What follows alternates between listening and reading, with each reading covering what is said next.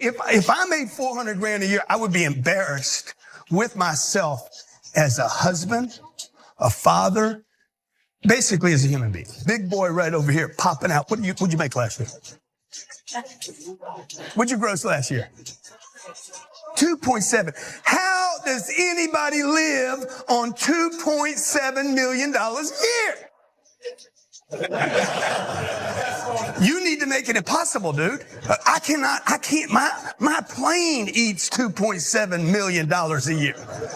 That's Grant Cardone. He's a finance influencer, and he is insufferable, to say the least. Apparently, making $400,000 a year would embarrass him.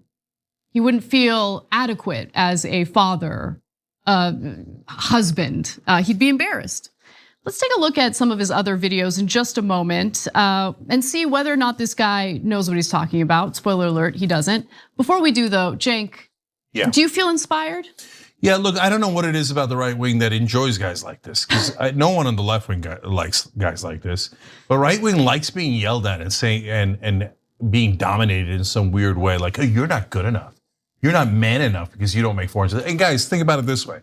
I've made as little as 15,000 a year and sometimes less, okay? And when I was at MSNBC, I made more than what he was mentioning, okay? More than 400,000, wow. Okay? So was I not a man when I was poor, but I became a man when I became rich? And then when I left MSNBC, did I lose my man card again? That is insanity, okay? Only dumbasses like this think that way. Yeah, so unsurprisingly, he's full of crap on that too.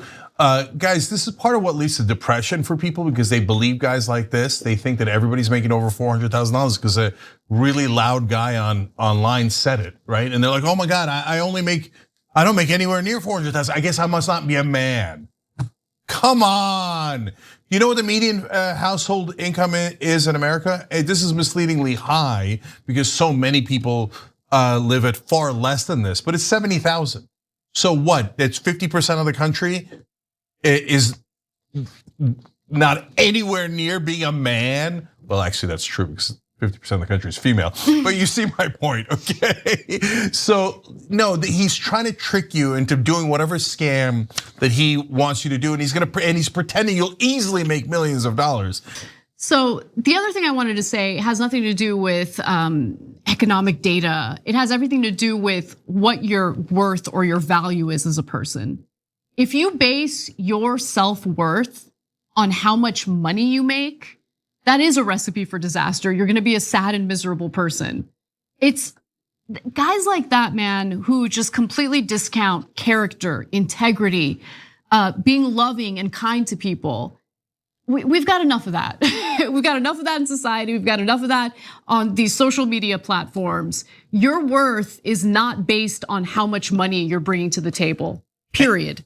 And unfortunately, he aids and abets establishment media that gives you the impression that the powerful and the rich have merited it. And they are really important people who are amazing, and they're the real great men of society. Exactly. Well, guys, look, here's an interesting example. Me, since I worked in cable news, I've been in all three categories. I've been poor, I've been middle class, and for a while I was rich, okay? For a tiny amount of while, and then I left voluntarily because I'm nuts. Yeah. Okay, but since I've seen it all, wait a minute, I'm the same guy that was poor and that was middle class and that was in all of those categories. So how does that mean, like, did my character fluctuate? No, of course not. It's actually really gross to say that only rich people can be men or have character or be great.